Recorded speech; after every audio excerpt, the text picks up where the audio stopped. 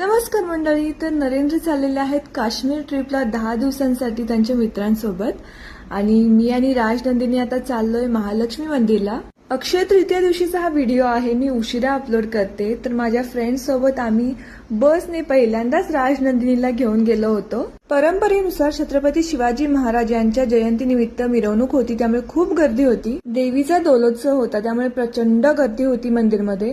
आणि या गर्दीमध्ये आम्ही ठरवलं की मंदिराच्या आतमध्ये जायलाच नको राजनंदिनीला घेऊन. मंदिराच्या आवारामध्येच थोडा वेळ आम्ही बसलो आणि इथे राजनंदिनीला आम्ही प्रसाद खायला दिला होता. ही रांगोळी पहा, किती सुंदर काढली आहे ना.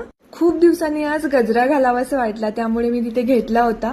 पण थोडाच वेळ घातल्यामुळे मी पुन्हा मग तो पॅक करून ठेवला नेक्स्ट डे घालण्यासाठी.